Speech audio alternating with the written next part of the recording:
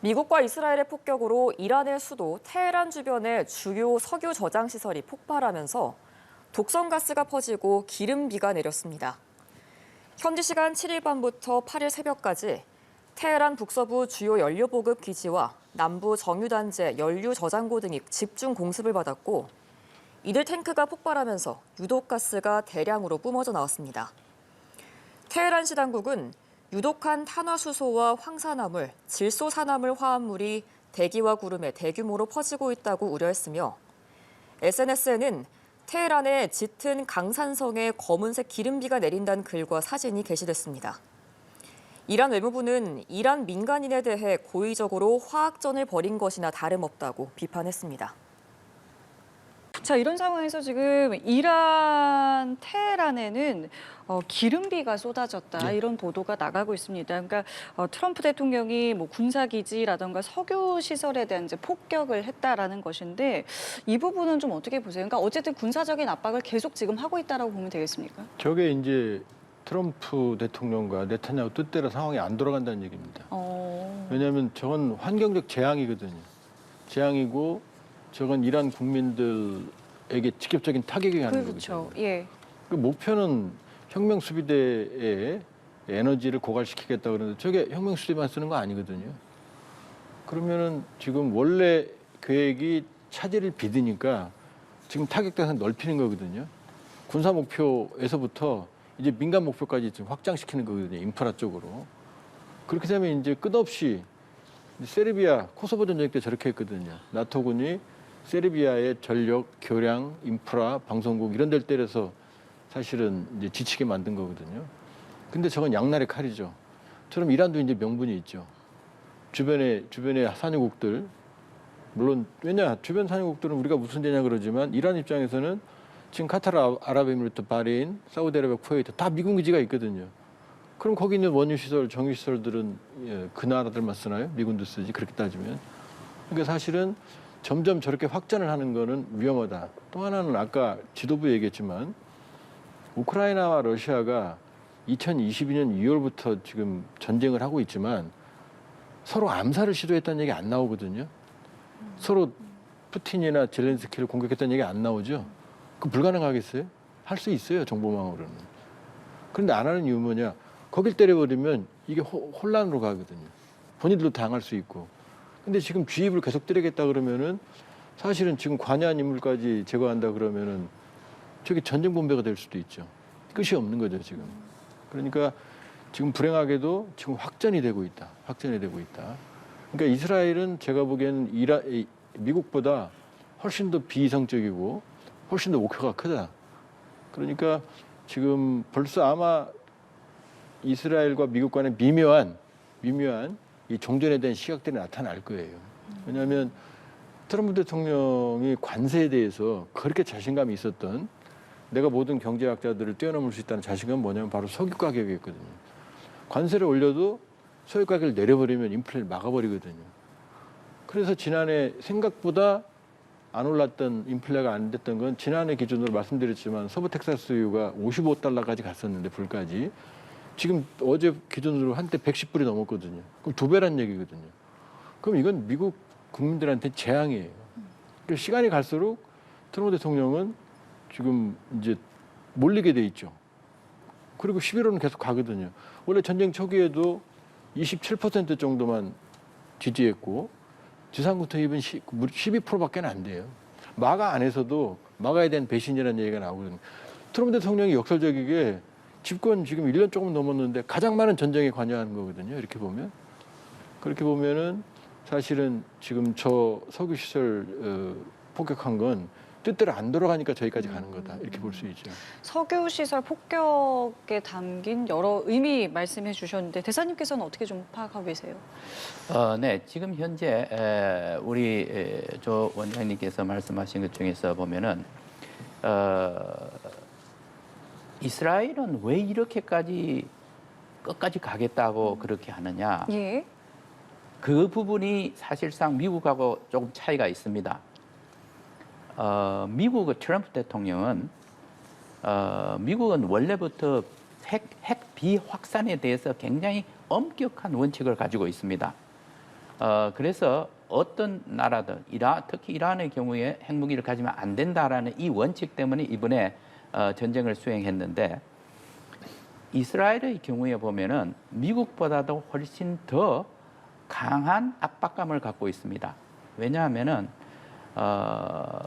우리가 홀로코스트 트라우마라고 하는데 이스라엘 사람들은 그걸 갖고 있습니다. 그리고 그게 생각보다도 상당히 강합니다.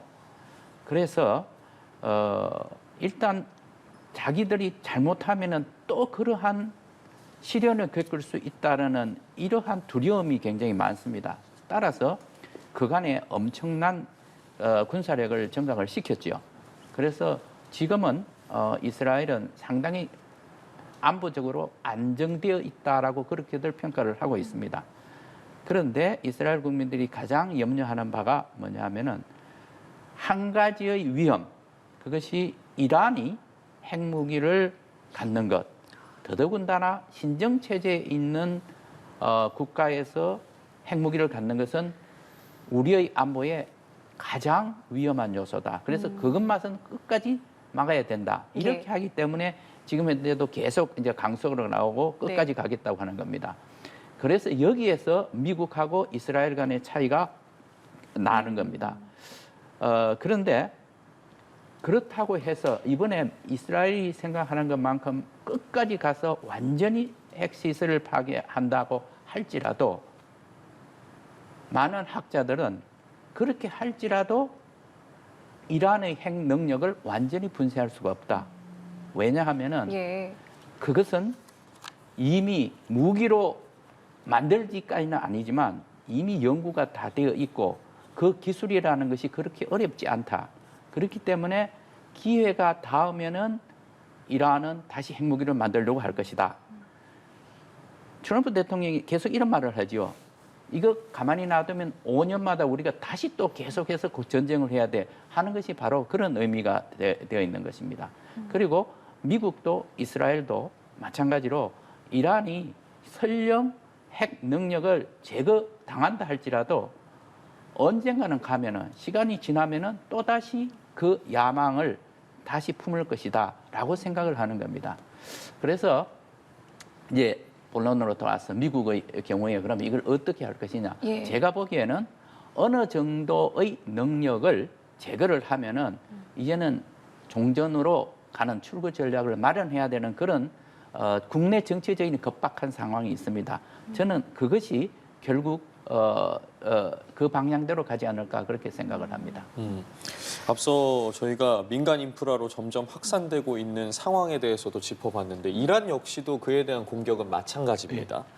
현재 주변 걸프 국가들에게 이란의 페제시키안 대통령이 사과를 했지만 그 이후에도 공격이 이어지고 있고 걸프국들의 식수 공급원이죠. 이 담수화 시설에 대한 공격도 보도가 됐는데 사과한 이후에 어쨌든 이런 공격이 또 걸프국들에 있었습니다. 여기서 궁금해지는 부분이 그렇다면 이란의 페제시키안 대통령의 그러한 발언들은 좀 무의미했던 건지 실제 싸우고 있는 건 어쨌든 이란의 혁명수비대가 주축이지 않겠습니까? 그런 부분들도 좀 짚어봐야 될 것 같습니다. 지난번 이란 민주화 시위 때도 페제시키안은 사과했어요. 사과했고 국민들에게 미안하다고까지 얘기했어요. 상황에 대해서. 근데 중요한 건 페제시키안 대통령은 실권이 없습니다. 그러니까 이란의 혁명 수비대와 군부를 직접 명령을 내리는 건 라흐바르에 해당하는 하메네이거든요. 하메네이가 군통수권을 갖고 있지 페제시키안이 갖고 있는 건 아니거든요. 그러니까 페제시키안은 굳이 따진다면 그나마 온건파에 해당하는 사람이고 어찌됐건 아무리 급해도 주변국 그 이슬람 형제국들을 공격하는 거예요. 심지어 바레인이나 아제르바이잔은 시아파가 60에서 70%예요. 이란처럼 같이. 근데 거기도 공격을 했거든요. 거기에 대한 유감 표명이다 이렇게 볼 수가 있고 그러나 이란의 혁명 수비대 입장에서 본다면 지금 우리가 이렇게 생각해 볼 수 있잖아요. 전선을 확장하고 주변의 이슬람 국가들을 공동의 적으로 만들면 이란에게 불리한 게 아니냐 이런 생각이 들잖아요. 그런데 이란의 생각은 다른 셈법입니다. 뭐냐면 지금 우리가 이번 전쟁 이전에 중동의 화약고 하면은 우리 마대사님 계셨던 이스라엘, 가자지구, 팔레스타인, 헤즈볼라, 레바논 여기만 생각했거든요. 그러니까 두바이나 뭐 이런 데는 정말 관광지고 유럽의 이 전 세계 항공의 거점이고 허브고 이렇게 생각했거든요. 근데 지금 인식이 바뀌었죠. 그 두바이에서 바레인, 뭐 카타르 이런 데서 관광 이런 사람들이 지금 나오려고 예. 거의 뭐 지옥의 문을 나올 이런 이미지로 바뀌었거든요.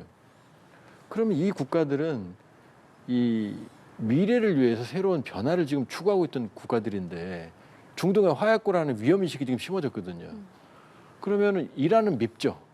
이란은 미운데 문제는 전쟁을 끝낼 수 있는 건 시작한 것도 미국이고 이스라엘이고 끝낼 것도 미국이거든요. 그럼 화살이 미국으로 가죠. 미국을 압박하게 되죠. 그리고 또 하나는 중동 국가의 딜레마가 뭐냐면 이란은 인구 9천만에 한반도 면적의 7.5배 대국인데 사우디아라비아를 제외한 나라들은 대부분 땅이 좁고 왕정 체제예요. 그다음에 아랍에미리트 같은 경우는 인구가 1,100만이라고 그러지만 그중에 90%가 외국인입니다. 외국인 노동자입니다. 카타르도 한 3,400만 되는데 그중에 90%가 외국인이거든요. 그러니까 이 왕정 체제라는 게 아주 취약하죠. 그러니까 거기다 바레인 같은 경우는 또 이란과 같은 시아파가 70%가 넘어요. 같은 다 12만 파입니다. 그러니까 막 공격하는 것 같지만 이란의 입장에서는 이미 주변을 압박을 할 만큼 했고 지금 화살이 그러니까 지금 중동 국가들이 트럼프 대통령한테 우리 투자 안 할 거야? 유보할 거야? 이런 얘기를 하는 거거든요. 그러니까 중동 국가들은 고통스럽죠. 이란이 밉지만 이란과 전면전을 하는 거는 수렁으로 빠져들어가는 거고 그러니까 미국한테 빨리 끝내라는 거고 이미 중동 국가는 제가 보기에는 돈으로 계산할 수 없는 아랍에미리트, 카타르 이런 두바이 이런 데들은 어마어마한 지금 타격을 받았다. 아마 짜증나는 상황이겠죠. 그걸 노리고 있는 거죠. 근데 지금 이란이 공격하고 있는 곳이 뭐 꼭 미군 기지뿐만 아니라 저 앞서 말씀드렸던 담수화 시설 같은 경우는 사실 이제 식수가 어떻게 보면 이제 필수 시설인데 일부러 그럼 이런 담수화 시설까지 노렸다고 볼 수 있는 겁니까? 그러니까 물론 이란은 그렇게 핑계를 대겠죠. 미군 기지를 공격한다. 이렇게 말하지만 지금 미군 기지나 주요 전략 시설들은 방공망이 촘촘하거든요. 때려봐야 거의 타격을 못 주거든요. 반대로 나머지는 비어 있거든요. 그러니까 거길 중요한 시설들을 때리면 민심을 흔들겠다는 거죠. 그러니까 주변 국가들의 민심도 이란이 밉죠. 그러나 이 모든 사태를 돌이켜 보면은 전쟁을 시작한 건 미국이고 이스라엘이거든요. 그리고 끝낼 수 있는 것도 미국이거든요. 그러니까 이란은 그걸 비난을 감수하면서 어차피 아랍 국가들이 전면적으로 미국과 함께 연합군을 구성해서 자기들을 공격하기는 쉽지가 않다는 걸 아니까 그 비용을 감수하고 공격을 하는 거죠. 이란의 이런 주변국 공격 전략이라고 해야 됩니까? 이런 접근에 대해서는 어떻게 좀 평가하세요? 이란으로서는 지금 현재 절체절명의 상황에 있기 때문에 모든 수단을 이제 다 활용하는 것이죠. 그래서 사실상 이란이 전쟁하기 전에 이제 계속 이렇게 말했습니다. 우리가 공격을 받으면은 이스라엘과 미군 기지, 중동 지역 내에 있는 미군 기지를 공격하겠다 이렇게 얘기를 했었는데 지금 현재 전쟁이 진행이 되면서 미군 시설뿐만 아니라 그 주변에 있는 나라들에 대한 무차별 공격이 시작이 되었습니다. 예. 그래서 이것은 미국에 대한 압력 그리고 전 세계의 경제에 미치는 영향을 너무 크게 만들어서 전쟁을 빨리 종전시키는 방향으로 끌고 가기 위한 전략이다라고 이렇게 이제 얘기들을 하고 있습니다. 그런데 이 문제에 있어서 많은 사람들이 의외라고 생각을 했습니다. 그 이란의 반응이. 저도 마찬가지로 그렇게 생각을 하는데 이게 앞으로 이란이 이 전쟁만 하는 것이 아니라 전쟁 이후에 또 정상국가로서의 역할을 해야 되는데 매우 어려워지는 외교적으로 매우 어려워지는 상황에 놓을 겁니다. 예. 왜냐하면은 이 걸프 6개국은 이란하고의 관계에 있어서 안보적으로 상당히 취약하다고 생각을 해서 이란하고의 관계, 그러니까 시아와 순위로 이렇게 갈라지지만은 그럼에도 불구하고 그 관계 개선을 위해서 많은 노력을 해왔습니다. 투자도 많이 했고 그랬음에도 불구하고 지금 이란이 이렇게 공격을 하는 것에 대해서는 아마 굉장히 놀라고 그리고 여기에 대해서 어떻게 해서든지 이것을 잊지 않고 우리가 나아가야 되겠다라고 생각할 겁니다. 그래서 앞으로 제가 보기에는 이 관계 개선을 다시 회복시키는데 걸리는 시간을 따져보면은 실제로 이 전쟁을 해서 여기서 단기간에 얻는 이런 이익보다는 그 손실이 훨씬 더 클 거라고 생각을 합니다. 그래서 전쟁 이후의 상황을 생각한다면은 이란이 왜 그렇게 했을까? 그냥 마찬가지로 지금 유럽에 대한 공격도 있지 않습니까? 예, 아제르바이잔, 사이프러스 그리고 투르키예. 저는 그것도 마찬가지라고 생각을 합니다. 그것도 굉장히 중요한 이슈이고 굉장히 위험한 그런 이제 상황이었거든요. 그렇음에도 불구하고 왜 그렇게 했느냐? 이거는 투르키예에 대한 공격이라고 하는 것은 나토에 대한 공격입니다. 나토에 대한 공격은 집단 방위권으로서 32개국이 함께 참전할 수 있는 빌미를 줄 수 있는 겁니다. 그럼에도 불구하고 그렇게 한 것입니다. 그런데 그 이후에 보면은 이란 정부 측에서 그 우리가 쏘려고 한 것이 아니라 오발되었거나 우리가 쏜 적이 없다 이렇게 이제 얘기를 했습니다. 저는 생각하기에 당연히 그렇게밖에 할 수 없다라는 이런 생각이 드는데 그래서 이란으로서는 이 주변에 있는 국가들 네. 또 유럽 국가들에 대한 이 공격이 앞으로 이란이 극복하기가 매우 힘든 그런 외교적인 딜레마를 안겨줄 것으로 생각합니다.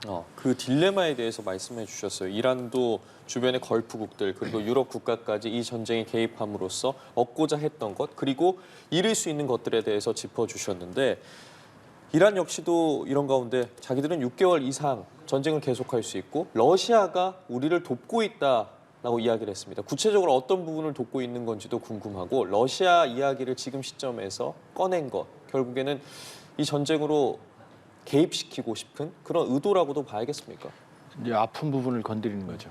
왜냐하면 왜 이 전쟁이 단순한 전쟁이 아니냐면 지금 이 전쟁 이전에는 우리 눈이 우크라이나 전쟁에 가 있었거든요.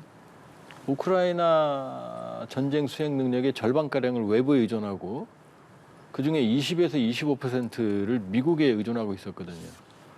근데 이 대규모 소모전 때문에 지금 우크라이나를 향하는 무기를 실은 배나 항공기들이 이제 중동으로 가게 생겼어요.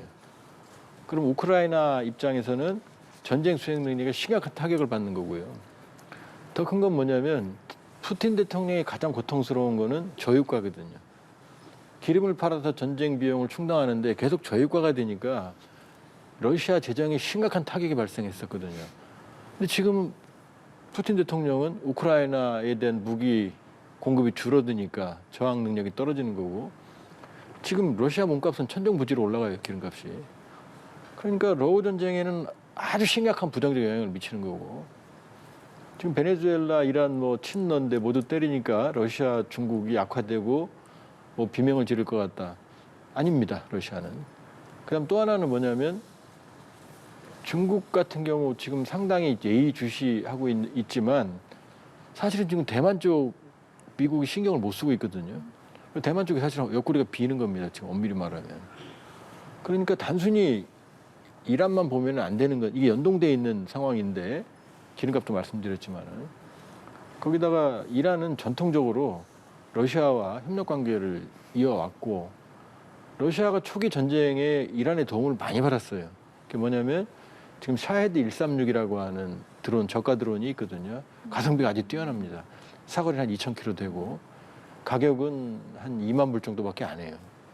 이거를 러시아에 수만에서 수십만 기를 줬고 이걸 아주 적절하게 사용했고 이 러시아는 이걸 계란이라는 걸 바꿔서 계란이라는 명명에서 지금 쓰고 있거든요.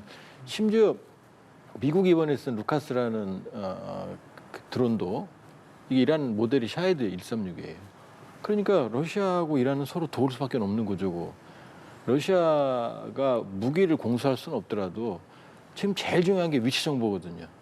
러시아는 미국 다음으로 인공위성 운영 능력이 탁월하거든요.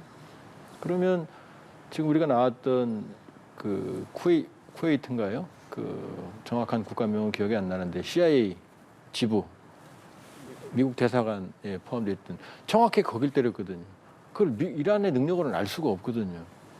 그다음에 미군 기지 레이더 돔이라든지 이런 데는 이란의 능력으로는 사실상 그 정확한 위치 파악이 좀 쉽지 않거든요. 그러니까 이란의 능력과 능력에 부합하지 않는 공격들이 이루어지는 부분들이 있거든요. 그럼 충분히 러시아를 의심할 수가 있고, 그러면 러시아도 또 할 말이 있는 게 우크라이나가 전쟁할 때 정밀 목표들은 다 미국이 주거든요. 미국이.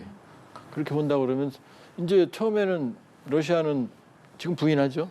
근데 이제 이란은 그 얘기를 하는 거죠. 그러니까 미국이 아픈 데를 건드리는 거죠. 협력 관계를. 그러니까 사실은 이 전쟁은 러우 전쟁, 우크라이나 전쟁, 그다음에 양안 관계, 또 한반도에도 관련이 있죠. 왜냐하면 여기에 주한미군들이 연동돼 있으니까. 그러니까 아주 복잡한 상황인데 이제 초기에 지도부를 제거하고 초기에 집중적인 공습을 했고 트럼프 대통령이 2, 3일이 될 수도라는 발언을 분명히 했거든요. 그때와는 지금 상황이 달라지고 있다. 이렇게 볼 수 있죠. 러시아가 이란의 위치 정보 등을 제공할 가능성에 대해서 언급을 해주셨는데 지금 나오고 있는 이야기가 미국과 이스라엘이 이란의 고농축 우라늄을 확보하기 위해서 지상군을 투입할 수도 있다라는 부분이 언급이 되고 있습니다. 그런데 투입을 하려면 이 위치 정보, 러시아 측에서 만약에 이러한 정보를 제공한다면 미국과 이스라엘의 작전에 있어서도 상당한 어려움이 있지 않겠습니까? 네, 어려움이 있습니다. 그래서 지금 현재 고농축 우라늄을 비밀리에 제거하기 위한 작전을 준비 중이다라는 이런 언론 보도가 있는데 아마 제가 생각하기에는 미국에서 실제로 그렇게 작전을 준비하고 있었다고 한다면은 상당히 당황할 겁니다. 왜냐하면은 네. 이거야말로 매우 중요한 군사 정보가 되겠습니다. 그래서 사실상 그러지 않겠습니까? 만약에 지금 이제 82 공수사단 얘기가 자꾸 이제 예, 나오고 예. 있는데 그 공수사단이 거기 가서 우라늄 농축했는 것을 그걸 제거하기 위해서 갔다. 그러면은 이미 그 주변에 많은 군사력을 동원을 해서 지킬 수 있는 겁니다. 그런데 이란과 러시아 간의 그 협력 관계 중에서 또 한 가지는 작년 2월에 전쟁을 하면서 이스라엘 측에서 미리 들어가서 방공 시스템을 다 분쇄를 했습니다. 그래서 사실상 이 방공 시스템이 없어서 이 테헤란 상공이 텅텅 비어 있다는 얘기죠. 그래서 이번에 전쟁하기 전에부터 시작해서 이란이 러시아로부터 방공 시스템을 보완하기 위한 그런 장비를 많이 사들였다고 합니다. 지금 현재 미국 측의 발표에 의하면은 그 방공 시스템 80%를 이미 파괴를 했다고 합니다. 그러면 어떻게 보완을 하느냐? 그런 분야에서도 이제 협력이 될 수 있다고 봅니다. 그러면 지금 말씀대로라면은 이 우라늄 확보하기 위한 뭐 특수부대를 이란에 투입하는 이 작전 자체가 당장 글쎄 실현되는 게 어려울 수도 있겠네요. 저게 특수작전인데 벌써 언론에 나오잖아요. 그러니까요. 그건 특수작전이 아닌 거죠. 아, 그러니까 지금 이란이 고농축 우라늄을 확인된 게 405kg.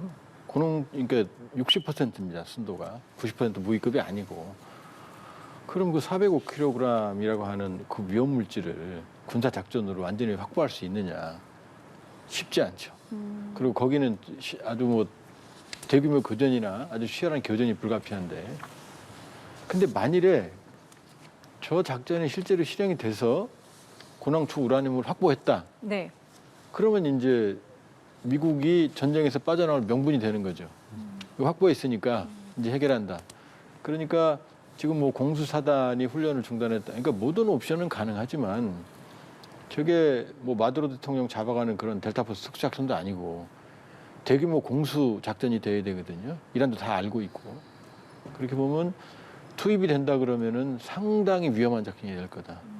그리고 대규모 병력이 공수를 해야 되는데 그 공수작전은 가장 어려운 작전 중에 하나거든요. 우발적인 사고 가능성도 있고. 실제로 79년 이란 호메니 이슬람 혁명 때 미국 대사관 일들이 잡혔을 때 미국이 구출하는 작전을 했는데 실패했거든요. 상당히 많은 사상자를 내고. 그러니까 저런 가능성은 테이블에 있는 선택지지 실제로 이 실행하기는 쉽지가 않다. 일단 작전 규모가 뭐 인물 하나 납치하는 것과는 다르다. 그리고 네. 공수작전만으로 저 작전을 수행을 해서 완수한다. 그렇다고 그러면 아주 많은 위험이 따르게 되죠. 예. 그러면 그 양이 어느 정도 되느냐? 네네. 예. 그 우리 2리터짜리 그 물병 있지 않습니까? 예. 네. 그 6개 식스팩으로 사지 않습니까? 네. 그 정도입니다. 그러니까 이게 실제로 가서 탈취를 해 온다고 한다면은 그렇게 어려운 일은 아닌데 어마어마한 이 리스크를 감수를 해야 되겠죠. 그리고 실제로 그 공수부대 요원들 많은 사상자가 생길 가능성이 그렇죠. 높습니다. 예. 그리고 이것을 과연 어디에 어떻게 숨겨놨을까 하는 것은 찾아내기가 매우 어려울 겁니다. 그렇다면은 2015년에 이란과 서방 국가 간에 협상을 했습니다. 그렇게 해서 JCPOA라는 핵 협정이 체결이 됐는데 그때도 바로 이 농축 우라늄 이란이 갖고 있었던 게 문제가 됐습니다. 그때는 20% 농축했는 겁니다. 예. 그래서 이걸 어떻게 했느냐? 전량 해외로 반출을 했습니다. 그래서 이게 지금 현재 계속 이런 이제 보도가 나오고 있지만은 결국 제가 보기에는 핵 협상을 통해서 이 농축 우라늄을 해결을 해야 될 겁니다. 그렇다면은 지금 현재까지의 협상에서는 어떤 얘기가 오갔느냐 하면은 이란 측에서 우리 이것은 일부는 해외 반출을 하고 일부는 60%에서 20%로 낮추기 위해서 희석을 시키겠다 이렇게 했습니다. 그런데 그 부분, 그만 따지고 볼 때는 실제로 2015년에 서방국가 이란 간에 했던 그 핵 협정보다도 더 불리한 상황이다라고 미국은 판단한 겁니다. 왜냐하면 그때는 예. 전량이 나갔고 그랬네요. 이번에는 일부만 나가고 일부는 희석시키겠다는 거거든요. 그래서 제가 생각하기에는 결국 이 문제는 핵 협상을 통해서 2015년처럼 그렇게 해서 이 반출을 시키는 방법이 가장 합리적이지 않을까 그렇게 생각을 합니다.